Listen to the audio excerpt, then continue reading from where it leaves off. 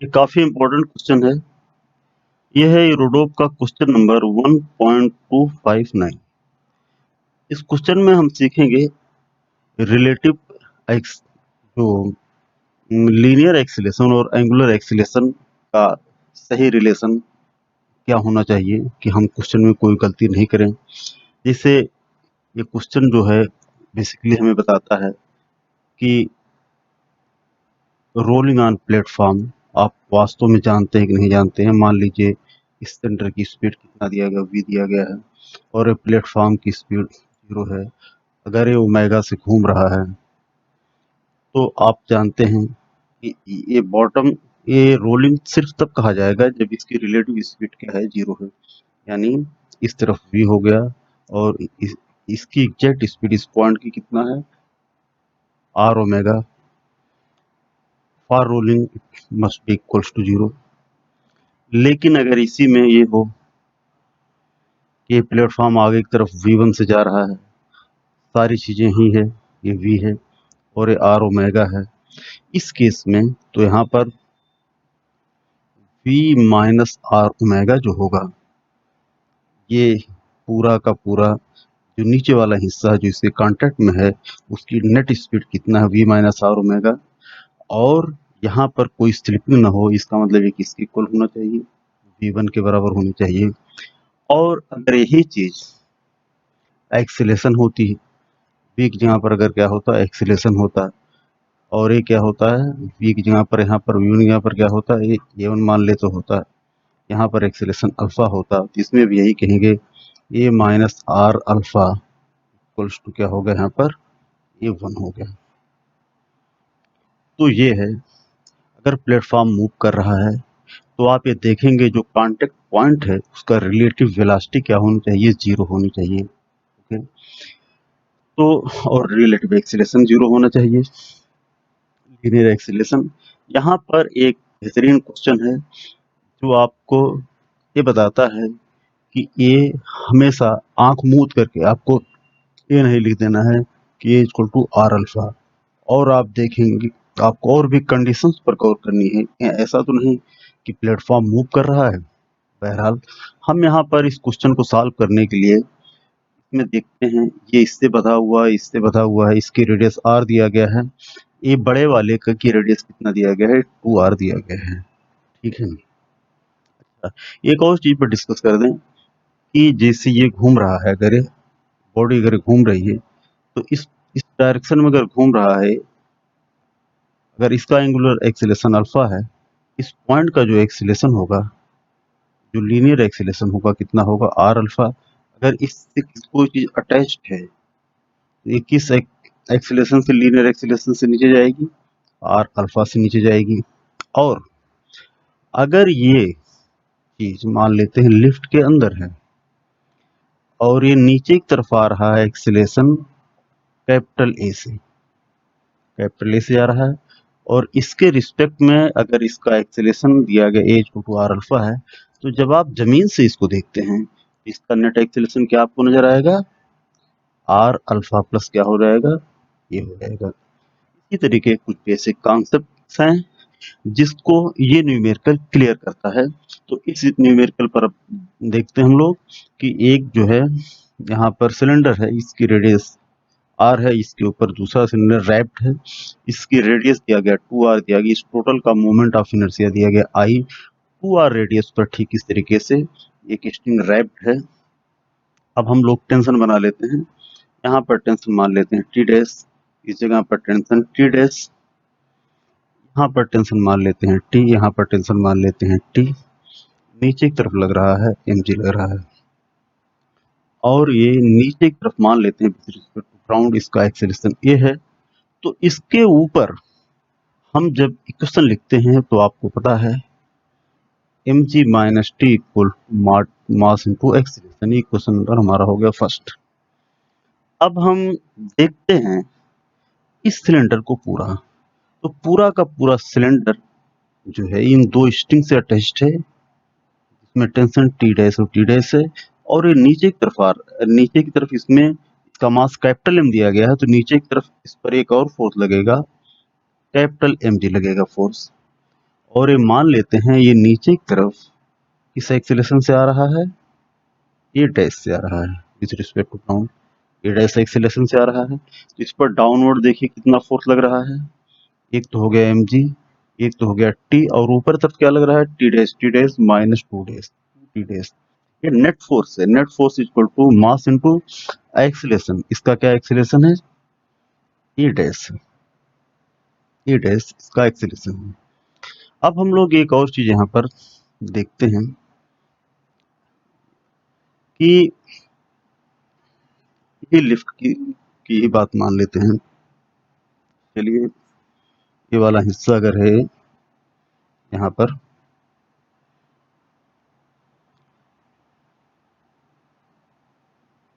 ये है ऊपर टेंशन टी डैश लग रहा है, ये टेंशन टी डैश लग रहा है। ये देखिए ये हमने T dash two T dash कर दिया है यहाँ पर, और जो है टी जो है टू आर पर लग रहा है, टू आर पर क्या लगा दिया हमने, टी लग रहा है। और आप ये देख सकते हैं कि इसके जो घुमाने की जो डायरेक्शन है, दोनों टी डैश और इस जो टार्क बन रहा है वो सेम है। यानी आप ये कह सकते हैं कि two T dash into R plus T into, ये रेडियस किस पर पड़ता है, टू आर पर, equals to I alpha, I alpha. यहाँ पर आप ध्यान दीजिए जो अल्फा होगा यहाँ पे, ये इस पॉइंट से क्या है अटैच्ड है, इतना ये नीचे आ रहा है। जैसे जैसे इस पॉइंट का जो एक्सीलरेशन, एग्जैक्ट इस पॉइंट का एक्सीलरेशन जो है, जो जिस एक्सीलरेशन से इसका सेंटर ऑफ मास नीचे आएगा, उसी एक्सीलरेशन से ये अनवाइंडिंग हो रही है। यानी एग्जैक्ट इस पोर्शन के लिए आप कह सकते हैं जो ए डैश है इसका, इसके सेंटर ऑफ मास का downward acceleration linear acceleration A dash equal to किसके बराबर हो गया, ये आर अल्फा के बराबर हो गया। यानी हम अल्फा के यहाँ पर क्या लिख सकते हैं, two T dash R plus T into two R equal to I A dash upon R. इसको बार बार इस वीडियो को आप देखिए, ये हो गया। तो ये क्वेश्चन नंबर क्या है, सेकंड मान लेते हैं, और इसको मान लेते हैं क्वेश्चन नंबर थर्ड मान लेते हैं। ये हो गया। अब हमारा जो सबसे मेन चीजें है, ये रिलेशन निकालना कि ए डैश और ए में वास्तव में क्या रिलेशन है। यही एक टर्निंग पॉइंट इसका है, ये भी एक कॉन्सेप्ट है जो चेकअप किया जा रहा है। तो अब आप ये देखिए, जिसे हम यहाँ पर ने बताया कि ये पूरा पूरा मान लेते हैं ये, या दोबारा हम बना देते हैं, ये टू आर पर जो है ये जो है अटैच्ड है, स्मॉल एम अटैच्ड है, ये टू आर पर है, और ये जो है इसका एंगुलर एक्सीलरेशन अल्फा है। यानी इस पॉइंट का जो है एक्सीलरेशन जो नीचे की तरफ है, ये यहाँ पर लीनियर एक्सीलरेशन किसके बराबर है, पॉइंट का जो एक्सीलरेशन है डाउनवर्ड डायरेक्शन में, टोटल रेडियस कितना है टू आर, और क्या हो गई इनटू अल्फा हो गया। और ये नीचे की तरफ, ये पूरा का पूरा खुद भी नीचे की तरफ किससे आ रहा है, ए डैश से आ रहा है। आप यहाँ पर देख सकते हैं ये पूरा पूरा ये जो टी डैश जो स्ट्रिंग लगी हुई है, ये नीचे की तरफ आ रहा है, अनवाइंडिंग हो रही है। यानी इसका टोटल एक्सेल में वी और ए का और अल्फा का, इस तरीके की चीजों का क्या रिलेशन हो सकता है। अब आप यहाँ पर देखिए, पहला एक क्वेश्चन हम लोगों ने देखा M G minus T equals to M A हो गया। दूसरा हमने देखा capital M G plus T minus two T dash equal to M A dash. और हमने देखा इसको घूमने के लिए टू टी डैश और टी का टार्क सेम डायरेक्शन हो रहा है, equal to I alpha I A dash by R हो गया। ठीक है, अब हम ये निकालते हैं ए डैश और ए में क्या रिलेशन है। अगर हम ये मान लेते हैं डाउनवर्ड डायरेक्शन किससे आ रहा है,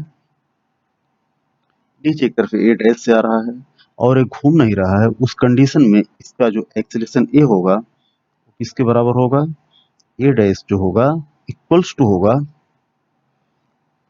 ये किसके इक्वल होगा, ए डैश के बराबर होगा, क्योंकि ये घूम रहा है, और घूमने की वजह से इस पॉइंट में जो एक्सेलरेशन पैदा हो रहा है, linear acceleration two R alpha पैदा हो रहा है। यानी इसका टोटल एक्सेलरेशन कितना हो गया, to R alpha.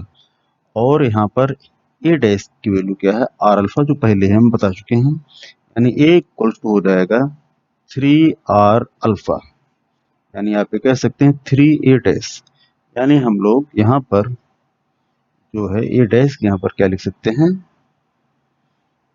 A by 3 लिख सकते हैं। अब हम लोग नेक्स्ट सीट पर चलते हैं।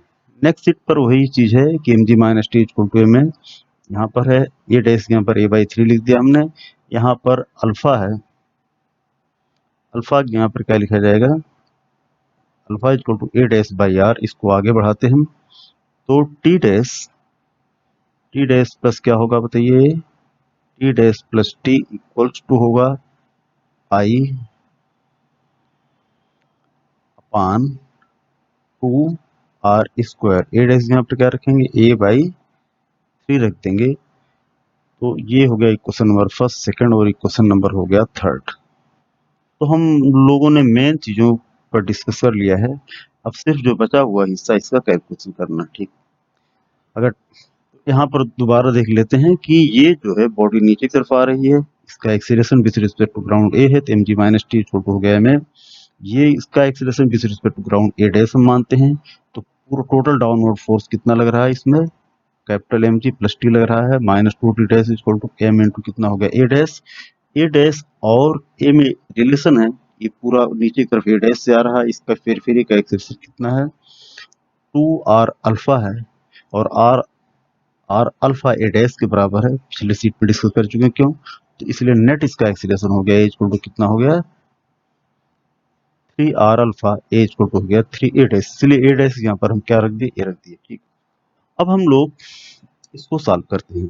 सॉल्व करने के लिए दूसरा इक्वेशन है या तीसरा, आप कहीं किसी भी वे से इसको सॉल्व कर सकते हैं।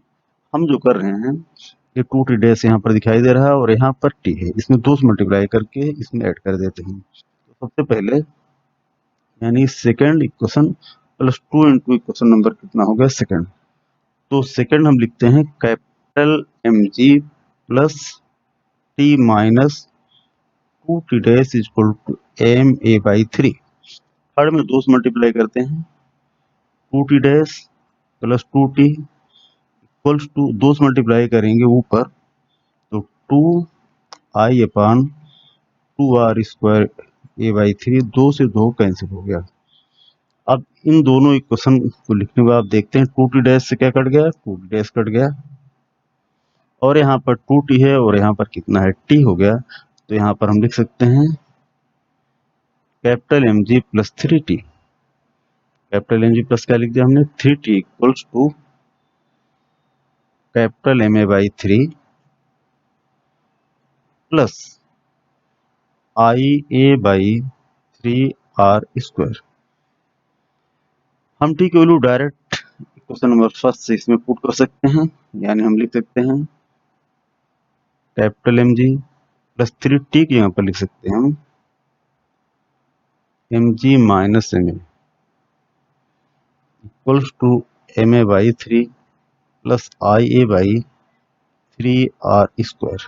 अब 3 का मल्टीप्लाई कर देंगे और यहाँ पर 3ma हो जाएगा, 3ma प्लस की इस तरफ लेते जाएंगे तो जो है माइनस से प्लस हो जाएगा, तो capital M G plus 3mg equals to capital M A by 3 plus I A by 3r square plus 3ma।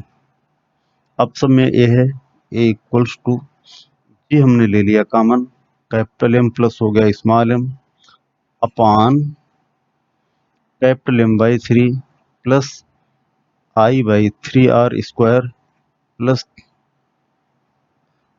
3m plus हो गया यहाँ पर 3m, ठीक।